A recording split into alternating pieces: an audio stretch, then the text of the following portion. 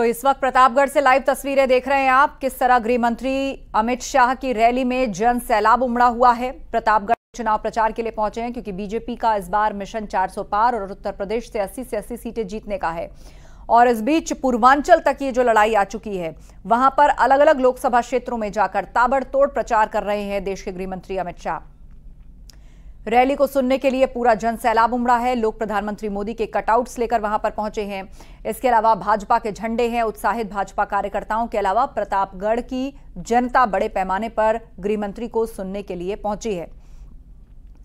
खास इंतजाम इस रैली में किए गए हैं। गर्मी को देखते हुए लोगों को असुविधा ना हो, उसके लिए पंडाल में काफी इंतजाम और व्यवस्थाएं कराई गई हैं और गृह मंत्री इस वक्त संबोधित कर रहे हैं।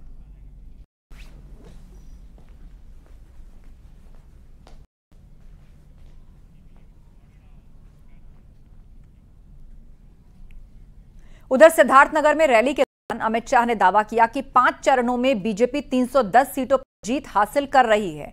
कांग्रेस इस बार 40 सीट भी नहीं जीत पाएगी। 5 चरण समाप्त हो गए, आपकी छठे में बारी है। 5 का परिणाम सुनना है क्या? अरे जोर से बोलो, सुनना है क्या? तो सुन लो डुमरिया वालों, 5 चरण में मोदी जी 310 पार कर गए हैं, पार। उधर हाथरस में टायर एजेंसी के गोदाम में भीषण आग लग गई। थोड़ी ही देर में देखते देखते आग ने प्रचंड रूप धारण कर लिया। सूचना पर फायर स्टेशन से दमकल की गाड़ी मौके पर पहुंची और करीब 2 घंटे के प्रयास के बाद आग पर काबू पाया गया। आग से 40 लाख रुपए से ज्यादा का नुकसान हुआ है। ओडपुरा गणपति नगर की घटना है। इन दिनों आग लगने की घटनाएं रोजाना सामने आ रही हैं। अलीगढ़ की बात करें तो यहां पर अपार्टमेंट में लगे एसी के बाहर वाले हिस्से में आग लगी। कड़ी मशक्कत के बाद जाकर इस आग पर काबू पाया गया। गर्मी के चलते आग लगने की बात सामने आ रही है। तो वहीं मेरठ में स्टेट बैंक ऑफ इंडिया के परतापुर ब्रांच में भीषण आग लगी। देखते ही देखते आग पूरे बेसमेंट में फैल गई। दमकल की 7 गाड़ियों ने मौके पर पहुंचकर आग पर काबू पाया। हाथरस में टायर एजेंसी के गोदाम में भीषण आग लग गई। थोड़ी देर में आग ने देखते ही देखते विकराल रूप धारण कर लिया। आग से 40 लाख रुपए से ज्यादा का नुकसान हुआ है। ओडपुरा गणपति नगर की यह घटना।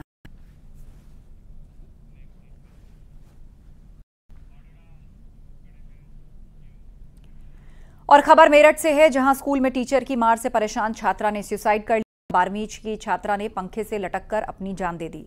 गुस्साए परिजनों ने अंतिम संस्कार के बाद हंगामा किया। स्कूल प्रशासन पर गंभीर आरोप लगाए गए। थाना कंकरखेड़ा क्षेत्र के ज्ञानदीप स्कूल का यह पूरा मामला है।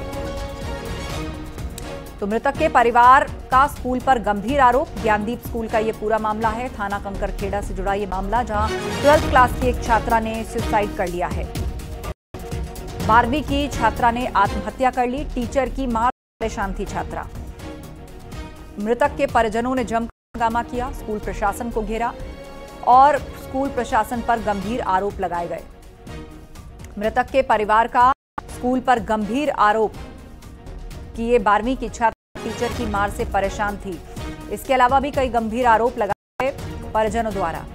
तो ये खबर मेरठ से, जहां पर एक 12वीं की छात्रा ने सुसाइड कर लिया है, जिसके बाद गुस्साए परिवार वालों ने जमकर हंगामा किया और उनका दावा है कि टीचर की मार से ये लड़की परेशान थी और भी कई गंभीर आरोप उन्होंने लगाए।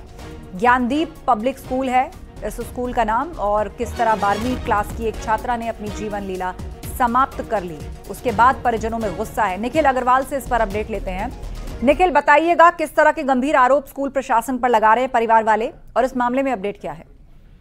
देखिए, इस मामले में छात्रा का अंतिम संस्कार हो चुका है और उसके बाद स्कूल पर जाकर परिजनों ने हंगामा किया है। वहीं पर पुलिस पहुंच गई थी, जिसके बाद मीडिया के सामने उन्होंने तमाम आरोप लगाए। उन्होंने कहा कि बेरहमी से छात्रा को पीटा गया और उसे ऐसी हालत में घर भेज दिया। वो स्कूल में क्या कर रही थी, इसका जवाब दिया जाए। साथ ही इन्फॉर्म किए परिजनों को किस परिस्थिति से घर भेज दिया गया और बाद में ऐसा क्या हुआ कि उसने सुसाइड कर लिया। तो तमाम ऐसे सवाल हैं जो परिजनों के अभी समझ नहीं आ रहे हैं। उन्हें स्कूल प्रशासन की तरफ से जवाब नहीं मिल पा रहा है, तो इसी कारण उन्होंने हंगामा किया था और अभी इस पूरे मामले की जांच पुलिस कर रही है। हालांकि अभी तक कोई तहरीर पुलिस को नहीं दी गई है। जी बिल्कुल। तो अभी कोई तहरीर पुलिस के पास नहीं पहुंची है, लेकिन स्कूल प्रशासन ने क्या अपना पक्ष रखा है पूरे मामले में?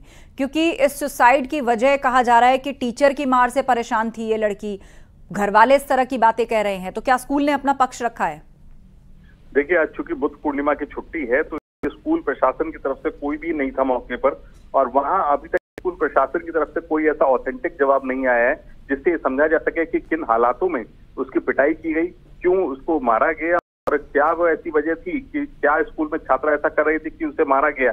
तो तमाम ऐसे सवाल है जिस पर अभी प्रश्न चिन्ह लगा हुआ है, और अब तक मीडिया के सामने या पुलिस के सामने कोई ऐसा स्कूल की तरफ से वर्डिक्ट सामने नहीं आ पाया है। आप नजर बनाए रखिए। जानकारी के लिए शुक्रिया निखिल।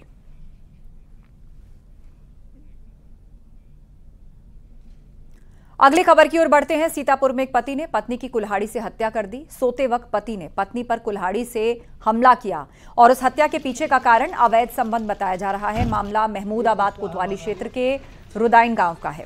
फिलहाल पुलिस ने आरोपी को गिरफ्तार कर लिया है।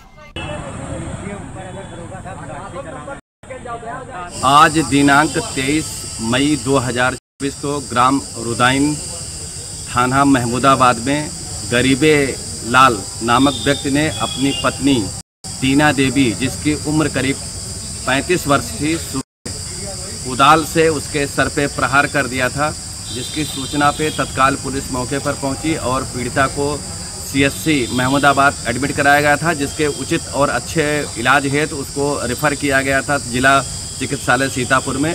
इलाज के दौरान उसकी आज मृत्यु हो गई है।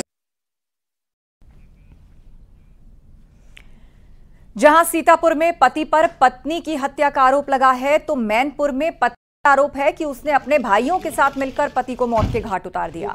इस घटना के बाद सनसनी फैल गई। मृतक के परिजनों का पुलिस पर भी आरोप, पुलिस पर मामले में लापरवाही बरतने के आरोप लग रहे हैं। मृतक संतोष के परिवार लगातार आरोपियों की गिरफ्तारी की मांग कर रहा है, तो मामला किशनी थाना क्षेत्र से जुड़ा बताया जा रहा है और कहा जा रहा है कि पति पत्नी में पिछले 17 साल से घरेलू विवाद चल रहा था।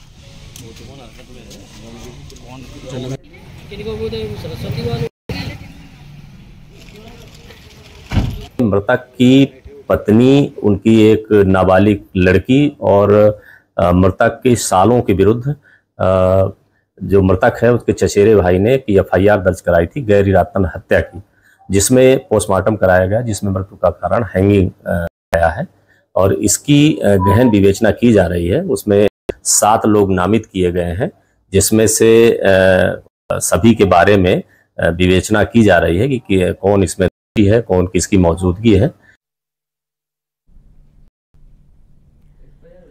और खबर कानपुर से है, जहां पुलिस ने डॉक्टर नाबालिग बेटे को हिट एंड रन केस में हिरासत में लेकर जुवेनाइल होम भेज दिया। सब नाबालिग के पिता के खिलाफ एक्शन लेने की तैयारी में है और साथ ही मामले की जांच में लापरवाही बरतने वाले पुलिस कर्मियों पर भी कार्रवाई की बात कह रही है। आपको बता दें, अक्टूबर 2023 में कार से टक्कर लगने से 2 लोगों की मौत हो गई थी, तो वहीं इसी साल मार्च में एक अन्य हादसे में 4 लोग घायल हुए। मामले में कानपुर पुलिस ने नाबालिग के पिता के खिलाफ भी कार्रवाई शुरू कर दी है।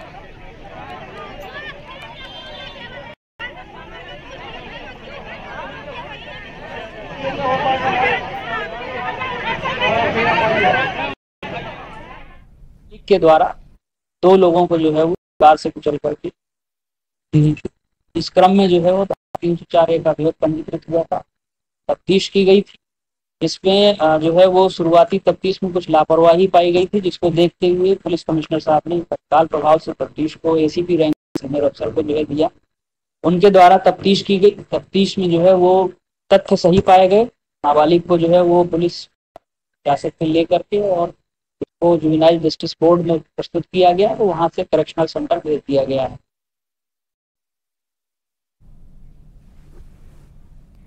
वहीं अलीगढ़ में बिजली विभाग के अकाउंटेंट के साथ लूट हुई थी। पुलिस ने मुठभेड़ में लूट के आरोपी को गिरफ्तार किया है और गिरफ्तार बदमाश का नाम मुजाहिद उर्फ खुर्रम है। घायल बदमाश को जिला अस्पताल में भर्ती करवाया गया। मुठभेड़ में बदमाश का एक फरार हो गया। सासनी थाना क्षेत्र में ये मुठभेड़ हुई है।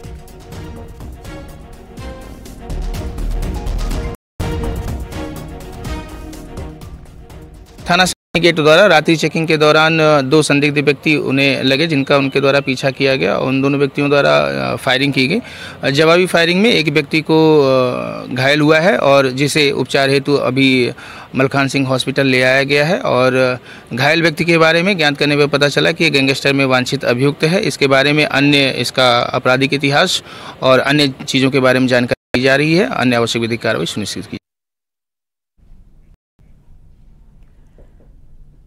और वक्त एक ब्रेक का है। खबरों का सिलसिला लगातार जारी है।